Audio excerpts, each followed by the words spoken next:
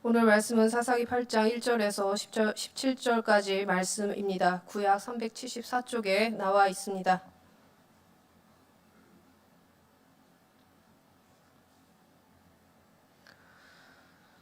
사사기 8장 1절에서 17절까지 말씀입니다. 한 절씩 교독하시고 마지막 절을 함께 읽도록 하겠습니다. 에브라임 사람들이 기드온에게 이르되 내가 미디안과 싸우러 갈 때 우리를 부르지 아니하였으니 우리를 이같이 대접함은 어찌 됨이냐 하고 그와 크게 다투는지라.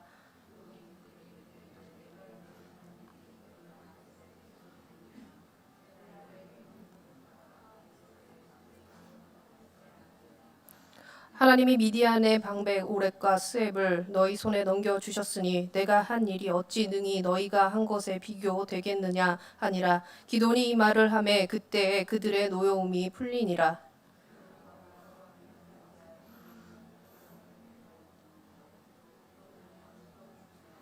그가 숫곳 사람들에게 이르되 나를 따르는 백성이 피곤하니 청하건대 그들에게 떡덩이를 주라. 나는 미디안의 왕들인 세바와 살문나의 뒤를 추격하고 있노라 하니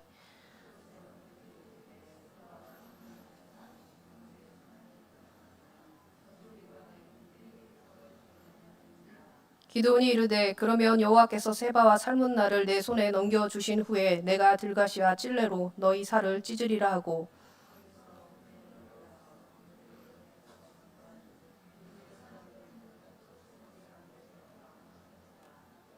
기드온이 또 분노의 사람들에게 말하여 이르되 내가 평안히 돌아올 때 이 망대를 헐리라 하니라.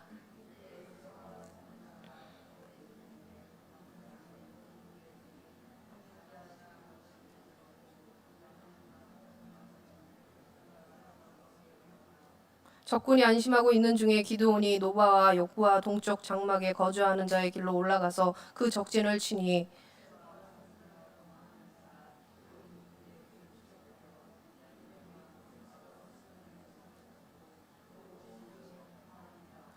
요하스의 아들 기드온이 헤레스 비탈 전장에서 돌아오다가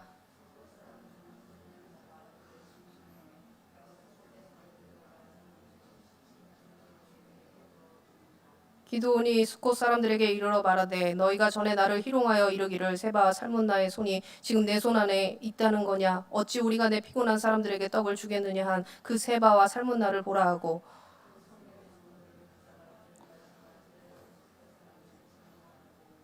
함께 읽겠습니다. 분우엘 망대를 헐며 그 성읍 사람들을 죽이니라.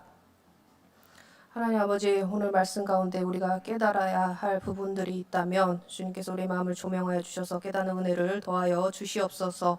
감사함의 예수님의 이름으로 기도드립니다. 아멘. 우리는 사사기 안에 많은 사사들 중에 가장 인상적인 사람들 중에 한 명이 바로 기드온일 것입니다. 기드온 이전에 사사 드보라를 통하여서 이 이스라엘 백성을 구원하셔서 40년 동안 평화를 누리게 하셨지만 이내 하나님 앞에 우상 숭배를 하는 죄악을 저지르고야 맙니다. 반복해서 죄에 빠지는 그 이스라엘 백성들을 볼 때에 사실 그들의 문제처럼 보이지만 우리들의 문제이기도 한 것이죠. 이렇게 반복해서 하나님을 떠나려는 자신의 백성들을 그냥 두고 보실 수 없기에 주님이 미디안의 손에 이스라엘 백성들을 넘겨주십니다. 미디안 족속에게 넘겨진 횟수로 7년이었습니다. 그리 길다고 볼 수도 없지만 정말 지옥 같은 7년을 보냈습니다. 파종을 하며 미디안 군대들이 막 쳐들어와 가지고 쑥대밭을 만들어 놓고 양, 소, 나귀 다 빼앗아 가서 그들이 먹고 사는 것조차 영위할 수 없게 그렇게 괴롭혔습니다. 그도 그럴 수밖에 없는 것이 여호수아가 죽은 이후에 이스라엘 백성은 계속 이방 민족들을 쫓아내지 못하고 남겨놓았습니다. 계속 무슨 이유 때문에 쫓아내지 못했다라는 내용이 이런 계속 반복되는 내용이 사사기 1장부터 나열되어 있다는 것을 알 수 있습니다. 그래서 계속해서 지금 이스라엘의 올무가 되었고 지금 이런 공경에 처한 것들이 본인들이 자처하긴 한 건데 이제 와서 후회한들 되돌릴 수는 없었겠죠. 하나님이 선택한 민족이든 아니든지 간에 하나님이 넘겨주시는 쪽은 언제나 승리를 가져올 수밖에 없다는 것이 우리가 말씀을 보면 잘 나타나 있습니다. 그런 하나님의 통치하심을 계속해서 보지 못하는 아둔한 하나님의 백성들이 결국 그렇게 쥐어짜듯 말라 비틀어지듯 고통을 겪고 나서야 부르짖습니다. 사사기 6장 6절에 나온 것처럼 궁핍함이 심하여 그제서야 여호와께 부르짖었더라 이렇게 나옵니다. 6절에 한 번만 나오면 될 것을 7절에 이어서 똑같이 부르짖었다라는 말이 연이어서 나오는 거 보니 얼마나 고통이 심했나 잘 알 수 있습니다. 그래서 하나님은 부르짖는 백성들에게 긍휼을 베푸시기로 작정을 하셔서 한 사람을 택하시는데 그 사람이 바로 기드온이었던 것이죠. 이 기드온이라는 인물 우리가 너무나 잘 알 것입니다. 이 인물은 처음에 하나님의 부름을 받았을 때 이 포도주 틀에서 쭈그리고 이렇게 타작하는 그의 모습을 보아서 아시겠지만 그는 막 대담한 사람도 아니고 민족을 이끌 어떤 지도자의 면모를 갖추었다 할 수 없었습니다. 그리고 그는 계속해서 하나님을 의심하죠. 시험하여 증거를 보여달라. 이렇게 하고 심신이 굉장히 연약한 사람이었다는 것을 말씀을 보면 잘 알 수 있습니다. 나는 집안도 변변치 않고 그런 집안에서도 가장 별 볼 일 없는 자다. 그런 모습 속에 자존감도 없죠. 하나님은 이 신앙도 빈약하고 의심도 많은 이 기드온에게 하나님이 함께 하심을 말씀하시고 여호와의 평강을 덧입혀 주십니다. 그리고 미디안을 치러 갑니다. 그의 성정으로는 도저히 이 미디안을 치러 갈 수 없는 사람이었지만 여호와의 영이 임한 그에게는 주님께서 지도력을 주시고 사람들도 막 그를 따르도록 해 주셨습니다. 그렇게 모인 이스라엘 민족은 몇 명이었냐면 3만 2천 명 정도 되었습니다. 그런데 그에 비해서 적군인 미디안의 군대는 13만 5천 명. 이렇게 비교하면 수적으로는 상대가 되지 않는 그런 전쟁이었습니다. 이런 상황 속에서 하나님은 더 말도 안 되게 300명 이외에 나머지 사람 다 돌려보내라. 이 300명을 골라내시는데 뭐 엎드려서 물을 마신 사람, 뭐 무릎 꿇고 물을 마신 사람, 뭐 어떻게 물을 마셔서 뽑혔다라는 의미가 중요한 게 아니고 가장 적은 수를 남겼다. 그래서 너희가 너희들의 능력으로 이 전쟁을 이긴 것이 아니다라고 말할 수 있도록 하나님께서 다 돌려보내셨죠. 그런 계획이 있었다는 것만 아시면 됩니다. 물 먹는 뭐 이런 행동이 중요한 게 아니라 가장 적은 숫자 남기셔서 하나님의 하심을 드러냈다. 이게 지금 중요한 것이죠. 이들의 싸움을 보면 어떻게 했습니까? 횃불과 항아리, 나팔 뭐 이런 거 들고 미디안 군대랑 싸웠습니다. 그런데 미디안 군대가 서로 혼란하여서 자멸하는 이 전쟁을 보아서 아시겠지만 어딜 봐서 기드온과 300용사가 이 전쟁을 승리로 이끌었습니까? 이건 전적으로 하나님이 전쟁을 이끌고 승리한 전쟁이었다는 것을 눈 있는 사람은 누구나 알 수 있는 것이죠. 여기까지 우리가 알고 있는 굉장히 아름다운 내용입니다. 자, 300명으로 이 전쟁을 이기고 난 후 도망가는 미디안 사람들을 치기 위해서 기드온이 다시 사람들을 부릅니다. 상황의 흐름상 전쟁의 상황이니까 너무나 자연스럽잖아요. 그냥 전쟁 중에서 계속 이어나간 이 전쟁처럼 보여지지만 사실은 그렇지만은 않았다는 거예요.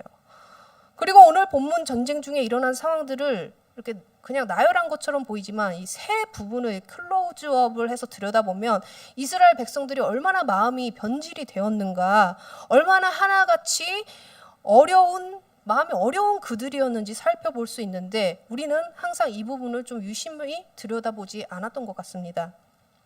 기드온의 관점에서 말씀이 이어져 가고 있지만 그 안에 에브라임 지파, 나머지 이스라엘 백성들, 기드온 이 모습을 통하여 얼마나 이들이 변질되었는지 오늘 살펴보려고 합니다. 오늘 본문 1절에서 3절까지 에브라임 지파와 기드온의 이야기를 지금 다루고 있습니다. 1절 말씀 함께 읽어보실까요? 에브라임 사람들이 기드온에게 이르되 내가 미디안과 싸우러 갈 때에 우리를 부르지 아니하였으니 우리를 이같이 대접함은 어찌 됨이냐 하고 그와 크게 다투는지라. 에브라임 사람들이 미디안의 왕 두 사람을 잡아서 죽이고 난 후에 기드온한테 하는 얘기죠. 왜 애초부터 전쟁 시작할 때 부르지 않았어? 다 끝났는데 이제 와서 왜 부르는 거야? 그렇게 말을 하는 것이죠. 기드온이 에브라임 지파를 따돌리려고 안 부른 것은 아니에요. 주변에 이제 가까이 있는 지파들을 이렇게 소집하고 그 위주로 불렀지 그런 의도로 안 부른 게 아니거든요. 그런데 그렇게 모인 이스라엘 지파들도 결국 어떻게 하셨습니까? 하나님께서 다 돌려보내시죠. 다 돌려보내고 300명만 남아서 전쟁을 하셨잖아요. 어차피 에브라임 지파까지 거둘 필요도 없는 전쟁, 여호와의 전쟁이었던 것인데 에브라임 입장에서는 이 중요한 전쟁, 이기는 전쟁이었잖아요. 이기는 전쟁에 왜 우리를 안 넣었어? 다 끝나고 이제서야 왜 불렀어? 기드온이 자기네들을 무시했다고 지금 생각을 했던 것 같습니다. 그러면 기드온은 에브라임 말에 따르면 이제 와서 왜 에브라임 지파를 불렀을까? 왜 불렀을까요? 사사기 7장 24절에 보면 기드온이 사자들을 보내서 에브라임 온 산지로 두루 다니게 하여 전쟁에 도울 것을 요청하는 장면이 나오고 있습니다.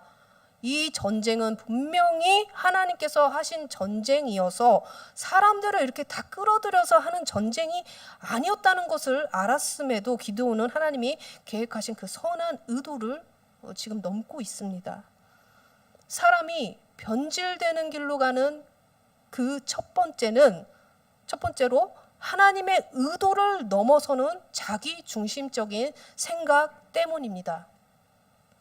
하나님께서 의도하신 전쟁은 인간의 이 수적으로 이루어내는 인간들의 이 전쟁이 아니라 하나님께서 이루어내신 그 전쟁만 남아야 하는데 그나마 모였던 이스라엘 백성들도 지금 다 돌려보냈던 것인데 기드온이 그 의도를 어느새 잊은 채 이긴 김에 좀 더 땡겨서 내달려보자 이런 생각이었는지 사람들을 다시 불러 모아서 전쟁을 이어갑니다. 그렇게 이어간 전쟁은 탈이 나죠. 에브라임의 신경을 건들게 된 거예요. 그런데 사실 에브라임 지파도 좀 문제긴 문제죠. 에브라임은 야곱이 죽기 전에 이 장자의 축복을 내릴 때 므낫세에게 내릴 그 장자의 축복을 손을 엇갈려서 에브라임에게 그 장자의 축복을 주었죠. 이런 축복을 받은 이 에브라임 지파는 많은 복을 누리게 된 지파로 감사함으로 주신 리더의 사명을 잘 감당하면서 살면 되는 그런 지파였는데 무슨 일인지 그 에브라임 지파 안에 그들만의 이 우월의식, 교만함으로 가득 차 있는 모습을 기드온과 하는 말 속에 지금 다 드러나고 있습니다.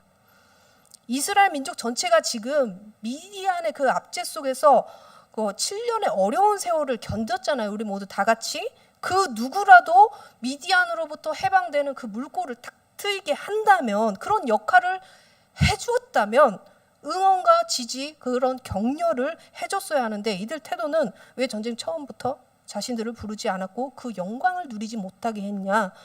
결국 자존심을 부리는 이들의 태도도 지금 굉장히 문제죠. 네가 이끈 전쟁, 내가 이끈 전쟁, 그 패러다임에 지금 빠져 있는 것입니다.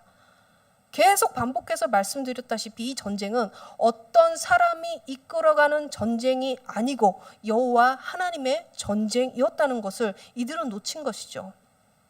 에브라임은 이렇게 기드온에게 자신들의 분노를 막 쏟아내는 이 사건이 여기서 끝난 게 아니라 또 뒤에 또 일어납니다. 사사기 12장에 또 등장해요.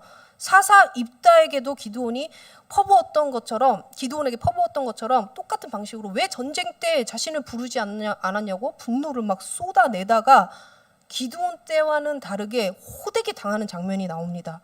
잘못 건드렸다가 42,000명이 죽임을 당해요. 하나님이 의도하신 그 전쟁의 의미가 무엇인지, 하나님의 의도를 넘어서는 자기 중심적인 생각에 빠진 에브라임은 결국 이런 일을 겪게 되는 것이죠. 에브라임은 에브라임대로 하나님의 의도하신 그 선을 넘는 생각으로 가득 차 있었고, 기드온도 딱 300명으로 하나님이 이끄신 이 전쟁을 포기하셨다면 거기서 그쳤어야 했는데, 기드온도 본인 이 전쟁에 이기는 상황 가운데서 막 자아도취에 빠졌는지 몰라도 생각이 점점 하나님이 원하시는 방법대로가 아닌 자기 중심적인 생각이 되어서 이끌어가는 그런 상황으로 점점 변질되는 게 보입니다. 결국 기드온도 선을 넘는 모습을 보여주고 있죠. 처음에 하나님이 기드온을 부르실 때 어땠습니까? 포도주 틀에서 이 타작이나 하던 소심하기에 이루 말할 수 없었던 기드온인데, 그를 사용하셔서 이 여호와의 전쟁을 이기게 했더니 슬슬 공로를 자신의 것으로 취하는 모습이 보입니다. 그런데 에브라임 지파가 성질이 나서 기드온에게 막 항의를 지금 하잖아요.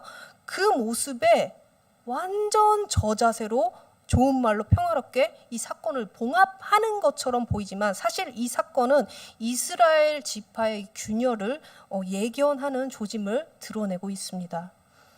그런데 보십시오. 우리도 어느 때는 에브라임 같은 입장에서, 어떤 때는 기드온과 같은 입장을 견지할 수 있다는 것을 알아야 합니다. 하나님이 하신 일이라는 거, 우리가 멀쩡히 지금 예배 현장에서 예배를 드리고 있을 때 당연히 그런 줄로 알고 에브라임이나 기드온처럼 선을 넘겠다는 생각을 하진 않잖아요. 지금 적어도 이 예배 현장에서는. 하지만 일상생활 가운데서, 나의 현실 가운데서 이런 비슷한 상황이 오면 에브라임처럼 뭐야, 왜 나 안 불렀어? 나 없으면 일이 돼? 이런 에브라임 입장처럼 선을 넘는 모습과, 또 한편으로는 기드온처럼 이 자기가 중심을 놓치고 분수에 넘치는 일을 벌린 다음에야 에브라임처럼 이런 딱 강한 사람 앞에서 아주 좋은 말로 수습하느라 정신이 없는 모습, 이 두 모습 사이를 왔다 갔다 하는 모습이 내 모습은 아닌지 생각해 볼 필요가 있습니다. 교회 공동체 안에서 나 없으면 무슨 일이 돌아가겠어, 뭐 이런 말 대놓고 하는 사람은 없죠. 은근하게 내 마음속에서 나 아니면 안 된다는 그런 생각을 하거나, 나 아니어도 잘 되는지 한번 보자, 이런 마음이 없는지 살펴야 합니다. 그런 모습 속에서 하나님이 의도하신 그 선을 넘어가게 되거나 자기 중심적으로 판단하여 일을 이끌어 갈 수도 있기 때문입니다. 제가 지금 이 말씀을 드리는데 나는 뭐 전혀 그런 거 없는데 라고 생각하는 사람이 그 상황에, 그 모습에 놓여 있을 확률이 가장 높습니다. 이스라엘과 미디안의 전쟁 속에서 미디안 사람들을 하나님이 다 무찌르게 해주셨던 거라, 사실 네가 한 것도 내가 한 것도 아니고 하나님이 하신 일인데, 기드온이 거기서 할 말은 당신네 지파가 우리 지파가 하는 일보다 더 뛰어난 일이라고 이렇게 막 추켜 세워요. 그런데 이 모든 것은 하나님이 하신 일이라고 왜 말 못합니까? 정작 해야 할 말은 하지도 못하고 어물쩡히 화합하는 모습으로 그 상황을 모면만 하는 게 능사는 아니죠. 참 지혜롭게 이 분쟁을 해결한 것처럼 보이지만, 기드온이 그 후에 저지르는 상황을 보면 그냥 강자에게 약하고 약자에게 강하는 그런 비열한 모습이 나타납니다.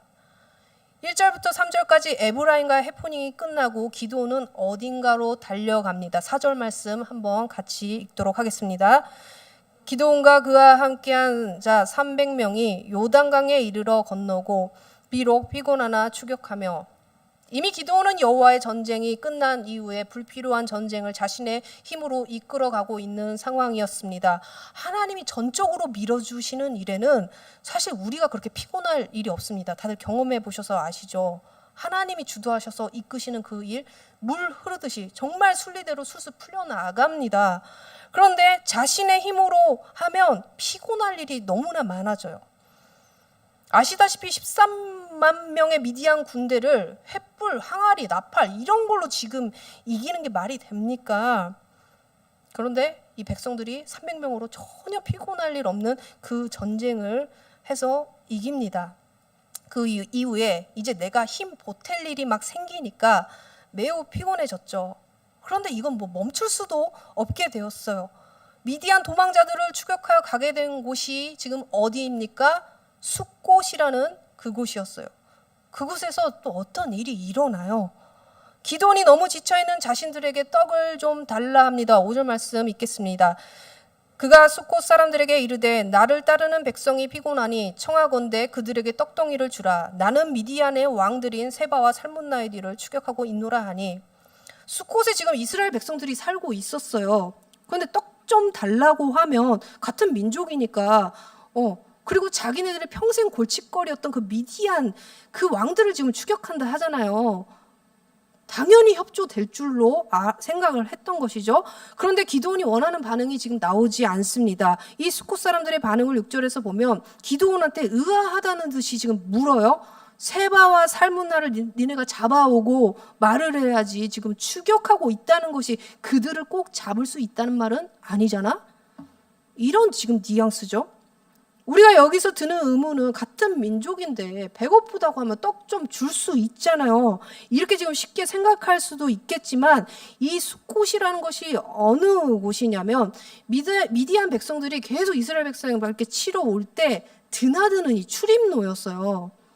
그러니까 만약에 기드온이 이 두 왕을 잡아 죽이지 않는다면 미디안 왕들에게 끝없는 보복을 당할 수밖에 없는 그곳이었다는 거예요. 기드온도 그들을 봤을 때 상대의 관점에서 한번, 상대 입장에서 한번 생각을 조금이라도 해보았다면 이해를 좀 할 수 있었을 텐데 그렇게 생각을 안 하죠. 지금 그저 기분이 나쁜 감정에 분노만 막 치솟고 있습니다. 하나님의 택한 백성의 숫곳 사람들, 이 이스라엘 백성의 이 남은 자 태도를 다시 한번 살펴보자면, 그래도 하나님이 지금 이 백성 도우신다고 약속하셨잖아요. 그들을 지금 돕고 계시는 상황이잖아요. 그러면 아무리 미디안 군대가 무서워도, 그리고 기드온이 정말 못 믿어워도, 기드온과 300명의 사람들로 미디안 족속을 몰아내게 하신 그 말도 안 되는 일이 하나님께서 그들을 도와 하셨다는 것을 인지했다면 믿고 도와줬어야 했죠.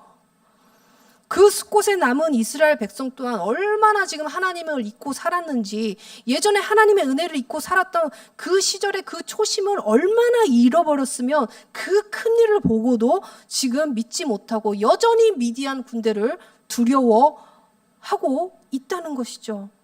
여전히 자신의 눈앞에서 위협할 미디안을 두려워하고 기드온을 사용하셔서 민족을 구원하실 하나님을 보지 못하고 있는 이 남은 백성들도 굉장히 지금 문제였습니다.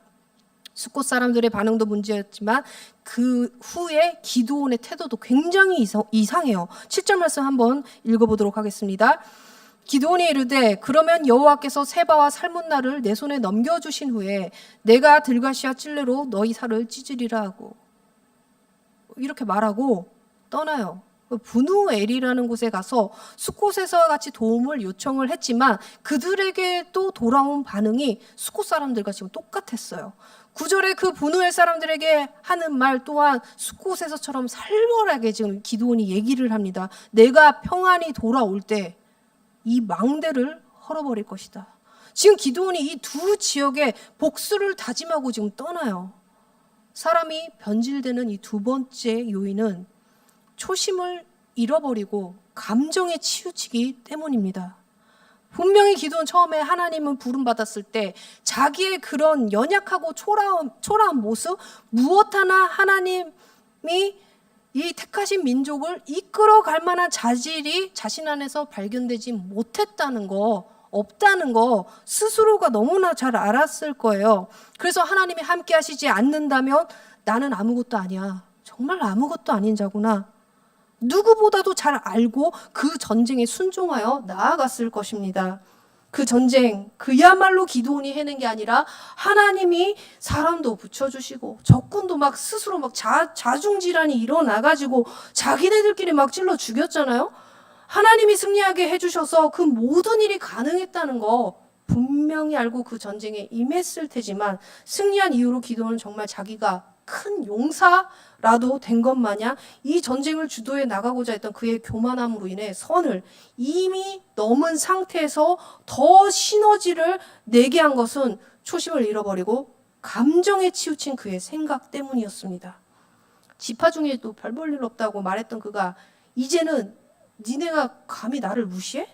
라고 돌변하면서 밀을 타작하는 일도 소심해가지고 막 그렇게 했던 그가 피를 부르는 복수를 다짐을 했다는 것을 볼 때 사람이 순간 이렇게 변할 수 있구나. 말씀 가운데 잘 살펴볼 수가 있는 것이죠. 기도는 점점 변했습니다. 자기가 하는 전쟁 속에서 자신을 막 갈아놓고 있는데 하나님이 전적으로 도우시지 않는 전쟁은 얼마나 외로운 싸움인지 그것을 이제라도 빨리 발견하고 깨달아서 초심을 지켰어야 됐는데 이제는 분노로 인해서 멈출 수가 없다는 거예요. 자기를 무시한 그들에게 복수를 하기 위해서라도 미디안의 두 왕을 꼭 잡아가지고 이들 앞에 나타나야 하는 명분이 지금 생긴 것이죠.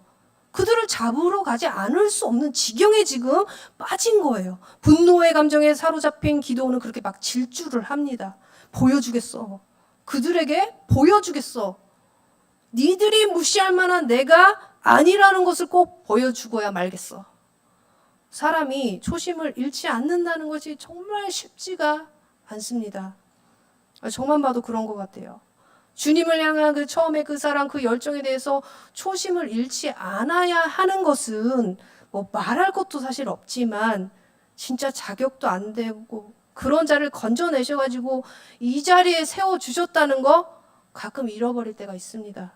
자격이 되어서 있는 줄로 착각할 때가 너무나 많다는 게 은연중에 내가 생각하는 것들, 내가 말하는 것들을 통하여 그렇습니다. 맨날 말씀 들고 전하는 자리에 서고 앞에 있다 보고 하니까 뭐라도 된 줄 알고 착각에 빠질 때가 있다는 거예요.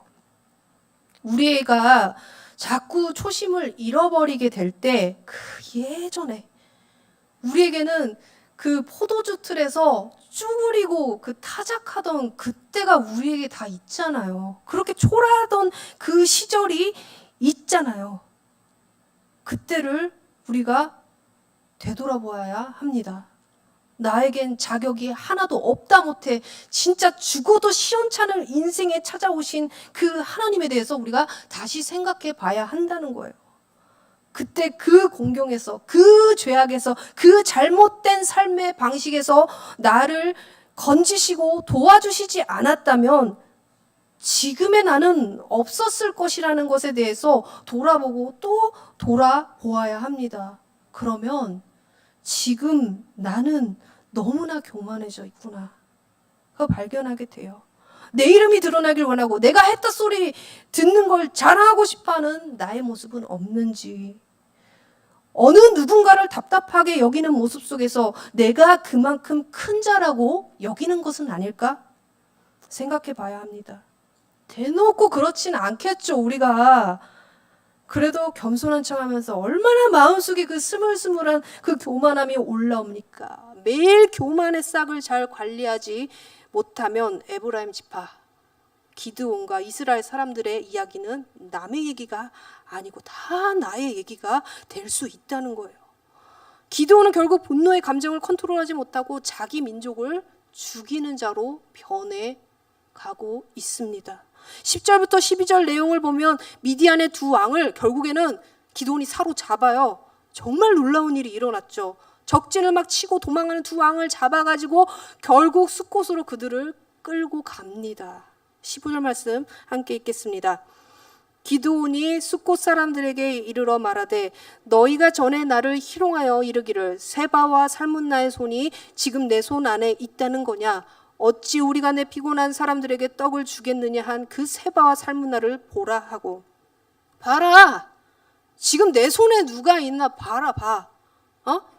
니네 애들 때문에 벌벌 떨었지? 그래서 우리를 도와주지도 않고 무시했잖아. 이렇게 기드온은 그들에게 말하고 징벌을 합니다. 그를 도와주지 않았던 두 번째 장소 브누엘에서도 마찬가지였습니다. 망대를 헐고 그 성읍 사람들을 죽입니다.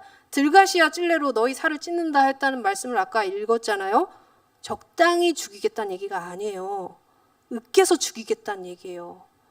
기드온이 처음에 부름받는 장면 봤을 때 어떻게 사람을 으깨 죽일까? 감히 상상도 안 되는 그였는데 이 사람 이렇게 잔인하게 변해버렸습니다. 감정에 사로잡히니까 기드온은 주체할 수가 없었습니다. 복수심으로 그 무서운 두 왕을 결국 히스기야 잡고 말았고 자신에게 모욕을 주었던 두 지역에 가서 이 왕들을 보여주면서 자기 할 말 다 하고 죽이기까지 합니다. 하나님이 처음에 기드온 불러 세우셨을 때 그를 왜 불렀습니까? 민족을 구원할 대리자로 부르셨는데 지금 그가 하는 행동이 무엇입니까? 자기 민족을 살리는 자가 아니라 자기 민족을 죽이는 자가 되어 있습니다. 이거 생각해 보면 보통 일이 아니에요. 복이 되게 하려고 자격 없는 자를 부르셨는데 민족을 일으키는 복이 되는 사람이 아니고 민족을 와해시키고 파괴하고 죽이는 자가 되는 무서운 모습으로 변해 있습니다. 에브라임 지파도 어려움 속에서 하나님을 바라보기가 미디안에게 짓눌린 그 7년의 세월 속에서도 아직도 정신을 차리지 못했는지 변질된 그들의 마음과 태도들은 공동체를 분열하는 폭도와 같은 역할을 계속합니다. 사사 시대에는 이스라엘 백성들이 정말 계속 엉망이었다는 것을 드러내고 있지만 이들 정말 하나같이 다 전인격적으로 병들어 있는 안타까운 모습을 지금 보여주고 있습니다. 원래 우리 창세기에 아담아 흙으로 만들어진 존재, 더 리얼하게 말하자면 먼지 같은 존재라는 거예요. 아무것도 아닌 존재를 하나님께서 손으로 빚으시고 생기를 불어넣으셔서 여호와의 영이 나를 생명이 되게 하셔가지고 존재하고 있다는 것, 지금 이렇게 살아서 존재하고 있다는 것을 끝도 없이 잊어버립니다. 먼지가, 흙이 계속 무엇이라도 된 것 마냥 존재 가치를 막 드러내려고 하고 하나님을 이기려고 하는 바벨탑을 쌓고 그러다 보니까 우리의 생각과 마음이 병들어서 이상해져 버리는 겁니다. 공동체를 위해 내가 했다고 여기는 것들이 있습니까? 하나님께서 나를 부르셔서 이 공동체를 하나님 편으로 이끌어 나갈 대리자로 세우셨다는 것을 잊는 순간 나를 왜 대우하지 않아? 왜 사람들을 나를 존귀하게 여기지 않아? 내가 이 교회에 한 일들이 얼마나 많은데 이런 생각들이 올라오면서 내가 먼지 같은 존재, 구원해 주신 하나님의 은혜를 망각하게 되고 분노를 다시 공동체에 쏟아붓습니다. 교회 안에서 좋은 역할 많이 하신 분들이 말년에 교회를 파괴시키고 균열하게 되는 자로 변질되는 일들이 교회마다 심심치 않게 일어나는 것들을 보면 이 기도원의 말씀은 어쩌면 반면교사 삼아야 하는 경고처럼 들립니다. 공동체 안에서 끊임없이 나는 저 사람보다 낫다. 그래도 내가 옆 사람보다 낫다. 낮아지는 게 아니라 더 높아지는 교만함 때문에 공동체를 분열하고 죽이는 자로 전락하는 이 에브라임 지파, 기드온, 이스라엘 백성들의 모습은 나와 멀지 않다는 거예요. 하나님이 의도하신 그 선을 넘지 않도록 이 자기 중심에 빠진 이 생각을 벗어나 하나님 중심인 삶을 살아야 하는 우리의 삶이 되기를 원합니다. 그리고 초심을 잃으면 사람 금방 변질돼요. 사람 서서히 변할 것 같죠? 그렇지도 않아요. 한순간에 변할 수 있어요. 그리고 공동체 안에서 내는 분노는 그 공동체의 균열을 만들거나 누군가의 영혼을 파괴하는 일을 하게 될 것입니다. 여기서 다른 사람 떠올리지 마세요. 말씀은 나를 저격하여 나를 살리는 말씀이 되어야 돼요. 내가 그런 역할을 충분히 할 수도 있다는 것에 대해서 간과하지 마세요. 우리가 잠시 후에 마음이 상한 자를 고치시는 주님을 찬양할 텐데요. 제가 오늘 목사님 설교를 듣다가 이 찬양곡을 마음 이상한 자를 고치시는 주님으로 알고 찬양을 했다고 그랬어요. 마음 이상한 자. 어렸을 때 그렇게 그런 줄로 알고 불렀다고 했는데 제가 그렇게 불러봤거든요. 근데 손색이 없더라고요. 전혀. 마음이 상하거나 마음이 이상하거나 다 우리의 모습 아닙니까? 우리의 이상한 마음, 우리의 상한 마음을 돌보시고 고치시는 분은 오직 예수님밖에 없음을 우리가 깨닫고 내 공로 없습니다. 오직 십자가 공로만이 나를 살아나게 하셨고 앞으로 살아가게 하실 원동력임을 믿습니다. 고백하며 결단하는 우리가 되기를 원합니다. 예수가 나를 치료하시고 공동체를 치료하셔서 내가 드러나는 공동체가 아닌 치료하신 예수님만 드러나는 공동체, 예수님이 하셨다는 것만 인정되는 나, 그리고 교회가 되게 해달라는 마음을 담아서 마음이 상한 자를 고치시는 주님 찬양하고 함께 기도하도록 하겠습니다.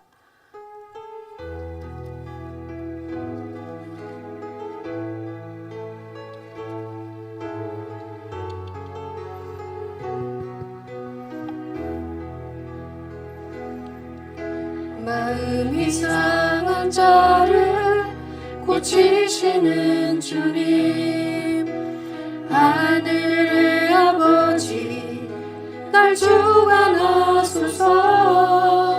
주의 길로 인도하사 자유케 하소서. 새 일을 행하사 분케 하소서. 의에 줄이고 목이 마르니 성령의 기름 부으소서. 의에 줄이고 목이 마르니 내 잔을 채워주소서. 성령으로 채우사, 성령으로 채우사 주보게 하소서. 주의 임재 속에 은혜 알게 하소서. 주 뜻대로 살아가리 세상 끝날까지. 나를 잊으시고 새날 열어주소서. 의에 줄이고 목이 마르니 성령의 기름 부으소서. 의에 줄이고 목이 마르니 내 잔을 채워주소서. 함께 기도하실 텐데요. 첫 번째로 기도할 것은 나는 하나님의 의도하신 선을 넘는 생각들이 내 안에 없는지 살펴보길 원합니다. 자기중심적인 나를 위주로 생각하는 신앙생활은 결국 하나님이 인도하시고자 하는 그 선을 넘어 내 방식대로 내 위주대로 하게 되는 것입니다. 결국 하나님이 주인 되신 삶을 살아가지 못하고 내가 왕의 자리에 앉아 내 마음대로 하는 신앙생활을 하면서 또 예배는 나오니까 난 그런 사람 아니라고 착각에 빠져서 살 수도 있어요. 하나님의 선한 의도를 넘지 않는 하나님의 영광만 드러내는 도구로 살아가게 해달라고 기도하시며, 두 번째로 기도할 것은 초심을 잃고 감정에 치우친 신앙생활을 하지 않도록 기도하시기 바랍니다. 하나님이 나에게 처음 주셨던 그 은혜의 순간들, 영광의 순간들을 기억하십시오. 그 은혜 잊으면 내 생각, 내 감정대로 생활할 수밖에 없고, 그러면 어느 순간에 교만함에 빠져있는 모습을 발견하게 됩니다. 세 번째로 기도할 것은 공동체를 파괴하는 파괴자로 서지 않도록 낮고 겸손한 자리에 서서 공동체를 위해 나를 내어놓는 삶을 살게 해달라고 기도하시기 바랍니다. 교회 안에는 내가 얼마나 잘난 사람인지를 드러내는 곳이 아닙니다. 내가 얼마나 병들어 있는 사람인지, 그래서 하나님의 은혜가 얼마나 큰지만 드러낼 뿐이어야지, 나를 뽐내고 드러내는 공동체는 그저 친목 단체밖에 될 수 없다는 것을 알아야 합니다. 서로의 연약함을 드러냈을 때 서로를 무시하지 않고 겸손한 마음으로 상대를 받아줄 수 있는 넉넉한 마음을 예수 그리스도 안에서 이루어가게 해달라고 기도하시기 바랍니다. 통성으로 함께 기도하시겠습니다.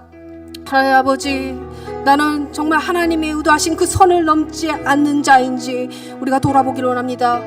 날마다 나 중심적인 생각으로 내 생각대로 나의 삶을 살아가고 있진 않는지, 예배 자리에선 하나님이 원하시는 하나님 중심대로 살아가고자 결단하고 고백하지만 결국 내 삶 속에선 내 마음대로 하고 있지는 않은 건지 우리가 돌아보기를 원합니다. 하나님이 주인 되신 삶 살아갈 수 있도록 주님께서 나를 붙들어 주시옵소서. 내가 하나님 자리에 대신 앉는 자가 되지 않도록, 내가 왕이 되지 않는 자리에 설 수 있도록 아버지 주님, 나의 생각과 마음을 조명하여 주셔서 내가 그런 착각에 빠져 살지 않을 수 있도록 주님 도와주시옵소서. 주님의 선한 의도를 넘지 않는 주님의 영광의 도구로만 사용될 수 있도록 주님 나를 붙들어 주시옵소서. 우리가 초심을 잃고 감정에 치우친 신앙생활을 할 때가 너무나 많습니다. 하나님이 나에게 처음 주셨던 그 은혜의 순간들, 정말 건진받을 자격도 없는 자를 구원해 주셔서 이 자리에 있게 하셨는데 그 은혜를 망각하였습니다. 은혜를 잊었습니다. 은혜를 잊으면서 내 생각, 내 감정대로 생활할 수밖에 없었습니다. 어느 순간 나는 너무나 교만한 자리에 빠져 있는 모습을 발견하게 됩니다. 처음 주신 그 사랑, 그 때 생각했던 그 마음과 생각들을 잃어버리지 않고 지금 다시 그 초심을 붙들고 일어나는 신앙생활을 할 수 있도록 주님 나를 온전하게 붙들어 주시옵소서. 우리가 공동체 안에서 내가 잘남을 드러내는 것이 아니라 우리 서로 병든 자입니다. 모자란 자입니다. 주님의 도움이 필요한 자입니다. 우리가 서로 그렇게 바라보고 나 자신이 얼마나 교만하여 나를 드러내기를 원했는지, 공동체를 파괴하려는 자는 아니었는지, 남을 나보다 낮은 자로 여기고 대하지는 않았는지 우리가 나를 돌아보며 공동체를 파괴하는 자가 아닌 정말 공동체를 한 명 한 명을 세워나갈 수 있는 그런 그릇으로 만들어주시기 원합니다. 우리의 연약함을 드러냈을 때 우리의 연약함을 위로하고 세워주고 겸손한 마음으로 상대를 받아줄 수 있는 그 마음 가운데 살아갈 수 있도록 예수 그리스도의 그 십자가로 우리를 인도하여 주시옵소서. 나의 능력으로 할 수 없다는 것을 인정할 수 있도록 우리가 주님 앞에 인정하며 겸손함으로 나아갈 수 있도록 도와주시옵소서. 예수님의 마음이 내 안에 있어야만 이 공동체를 세워나갈 수 있는 자로 설 수 있다는 것을 겸손하게 고백하며 나아가는 우리의 모습이 될 수 있도록 주님 인도하여 주시옵소서. 하나님 아버지, 이 기드온 말씀을 통하여서 우리는 기드온이 영웅으로만 그렇게 생각했던 순간들이 있습니다. 하지만 오늘 말씀 가운데 사람이 변질되는 것은 정말 어려운 일이 아니고 쉬운 일이라는 거, 우리가 경각심을 가지고 오늘 말씀을 대하며 주님께서 나에게 지금 깨닫게 하시는 그 주님의 그 음성이 내 마음속에 반응하여 나의 삶 속에 영향력을 나타낼 수 있도록 주님 도와주시옵소서. 우리가 교만한 자리에 앉지 않도록 도와주시고, 날마다 주님 처음 주신 그 은혜 때문에 내가 지금도 살아가고 있습니다. 날마다 겸손한 마음으로 고백할 수 있도록 주님 도와주시고, 공동체 안에서 분열을 일으키는 자가 아니라 그게 내가 될 수도 있다는 거, 남이 아니라 내가 그 분열을 낼 수 있는 사람이 될 수 있다는 그런 마음, 그런 경각심을 가지고 나를 고쳐 주시옵소서. 마음이 상한 나를 고쳐 주시옵소서. 마음이 이상한 나를 고쳐 주시옵소서. 주님 앞에 도움을 구하며 아버지 견고한 마음으로 일어설 수 있도록 예수 그리스도의 그 흘린 보혈의 피가 나를 붙들고 세워 주시옵소서. 감사하며 예수님의 이름으로 기도드립니다. 아멘.